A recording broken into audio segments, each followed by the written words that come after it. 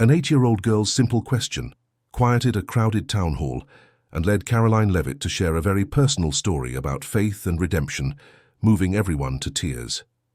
The town hall in Springfield, Missouri, was packed with rows of metal chairs on the worn wooden floor, filled with people eager to hear Karoline speak. Some leaned forward, listening closely, while others sat with their arms crossed, waiting to be impressed or disappointed. The air smelled faintly of burnt coffee from the refreshment table, and the occasional scrape of a chair leg broke through the low murmur of conversation. Karoline had been to places like this before, different towns and faces, but always the same atmosphere.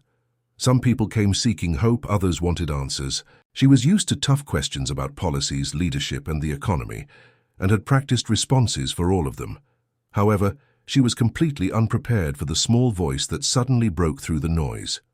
A little girl, no older than 8, stood near the front with her brown curls slightly frizzy, ready to ask her question. In the humid air, the little girl clutched the hem of her light pink dress, nervously twisting the fabric with her fingers. Her mother, standing a few feet away, looked surprised that her daughter had spoken up but didn't stop her. "What does God mean to you?" the girl asked. The room fell silent, conversation stopped mid-sentence, and a few people turned in their seats, their expressions shifting from curiosity to something deeper.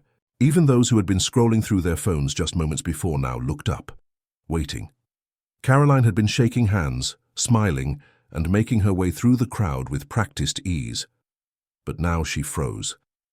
Her fingers, still extended, from the last handshake, slowly curled into a loose fist at her side. This wasn't a question about policy, polls, or party lines. It was something entirely different. She could feel the weight of the moment settling around her. The room seemed to press in, and the silence wasn't uncomfortable, but felt heavy and expectant.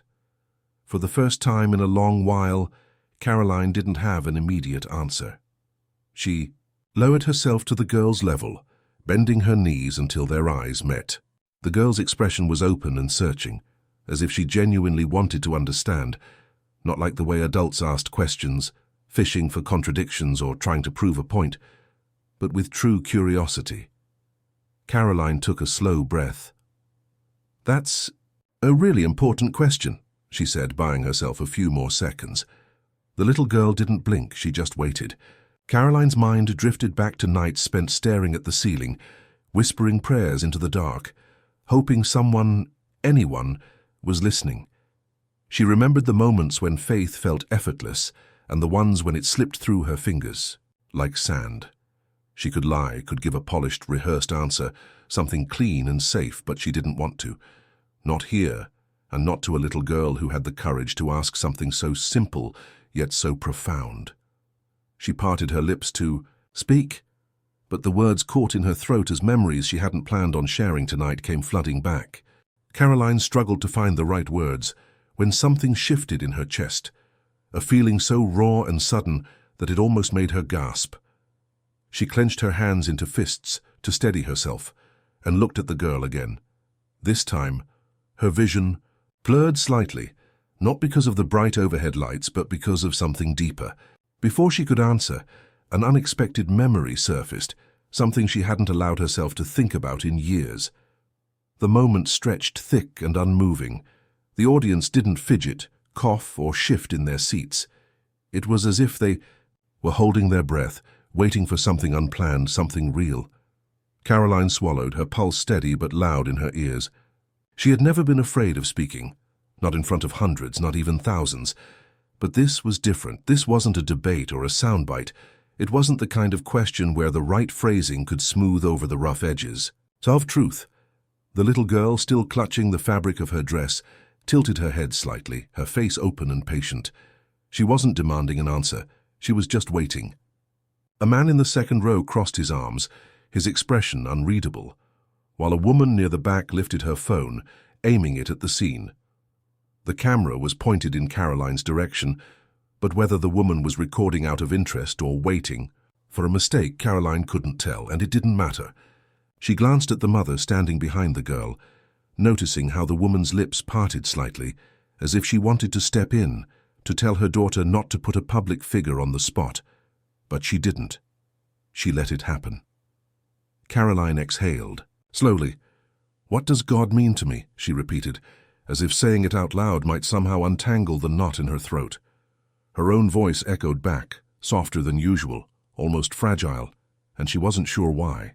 Her mind rushed through the expected answers. God is love, God is hope, God is everything. True maybe, but those words felt hollow, too clean, too easy. She thought about the night spent sitting on the edge of a hospital bed, gripping a frail hand that once felt so strong. She thought about the whispered prayers that went unanswered, about the days when faith felt like an anchor and the days when it felt like a burden.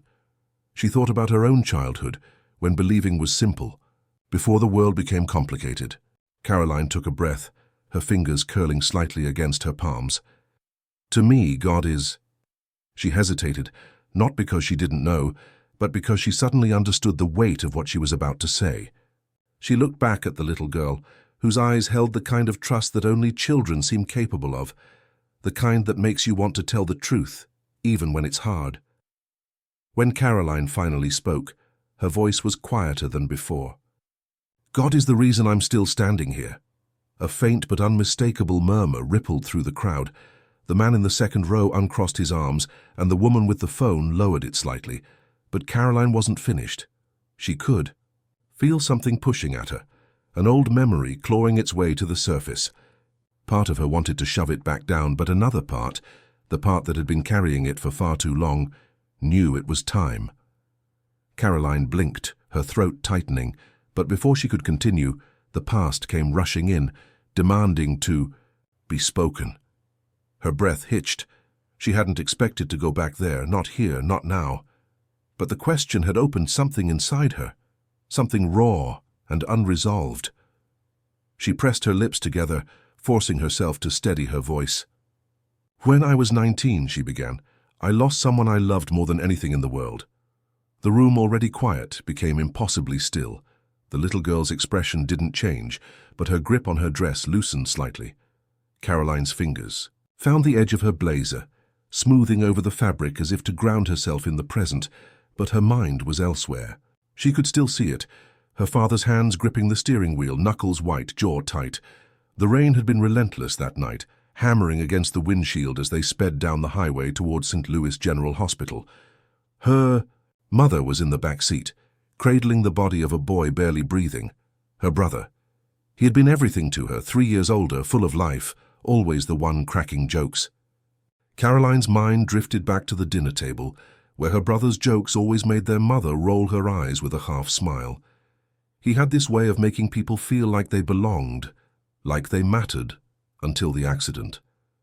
Until the driver, who had downed 4 shots of whiskey, decided he could make it home. She could still hear the sirens wailing in the distance, see the flashing red lights reflected on the rain-slick pavement. That night, she had prayed so hard, gripping the cross around her neck so tightly that it left an imprint in her palm. "Please, God, don't take him. I'll do anything. Just don't take him." But the monitors had gone flat, and nothing had brought them back. She didn't cry then, not in the hospital, not at the funeral, not even when she saw her mother, hollowed out by grief, clutching her brother's favorite hoodie as if it could somehow bring him back.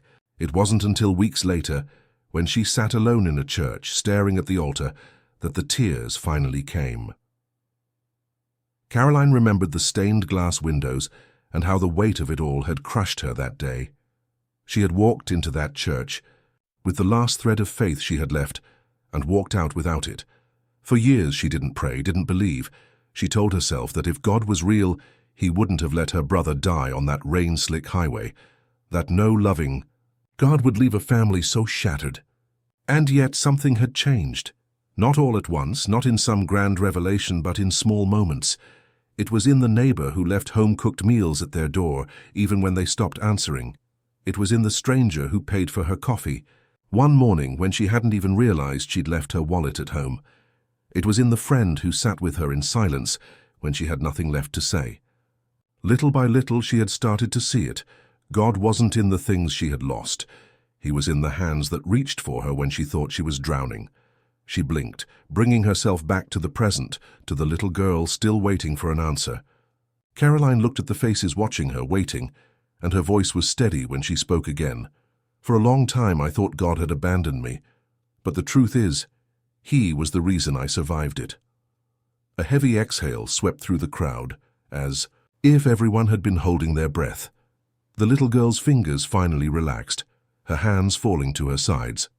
But before Karoline could continue, an unexpected voice broke through the silence. "That's nice and all.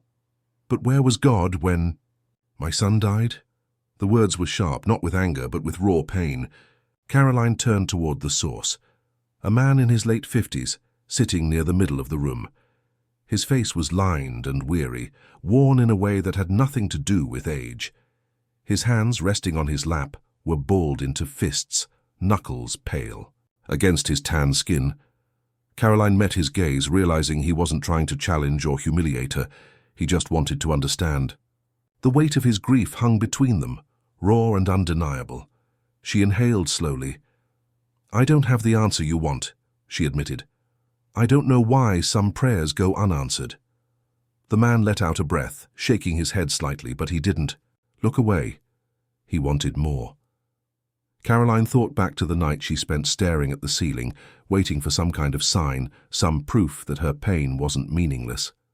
She remembered the moment she almost gave up on everything, a moment she hadn't spoken about in years. Looking at him, at the way his fingers twitched like he was holding something back, she knew this moment wasn't just about her anymore. Still at eye level with the little girl, but speaking to the entire room, she said quietly, "The night before my brother's funeral, I stood on the edge of a bridge. I don't know how long I was there. Minutes, maybe an hour. I just remember the sound of the water below and how cold the air felt. The sound of the water below and the weight of everything pressed down on Karoline. But no one in the crowd interrupted as she spoke. I didn't think I had a reason to keep going, and I didn't ask God for one because I didn't believe He was listening," she admitted, swallowing hard, the memory sitting like a stone in her chest. "But then," she continued, "my phone rang." The words felt small, almost laughable, but she still remembered how it cut through the silence, startling her. It was an old friend, someone she hadn't spoken to in months. She had almost let the call go to voicemail, but something made her pick up. The first thing she heard was, "I don't know why, but I felt like I needed to call you." Her fingers tightened slightly at the memory. "That call saved my life." The man in the crowd blinked, his expression unreadable. Karoline exhaled slowly. "I don't believe God stopped that driver the night my brother died. I don't believe He caused the pain. But I do believe He was in that phone call, in the hands that reached out when I couldn't see a way forward." Karoline's voice was soft but steady as she continued. "I don't believe He stepped in and changed the outcome, but I do believe He made sure I wasn't alone in my darkest moment." The silence in the room felt different now, not just heavy but understanding. The man who had spoken rubbed a hand over his jaw, exhaling through his nose. He still looked pained, but something in his posture had shifted. The little girl standing in front of Karoline finally spoke again. "So God doesn't fix everything?"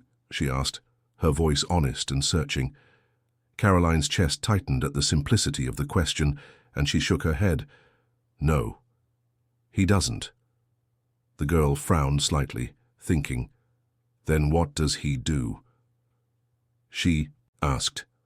Karoline's throat burned, and she wasn't sure if her answer would satisfy the girl, the man in the crowd, or anyone else listening, but she knew it was the truth. Before she could respond, something happened that no one in the room expected. A woman near the back let out a sudden, shuddering breath. It wasn't loud, but in the heavy silence, it sounded like a crack in the walls they had all built around their pain.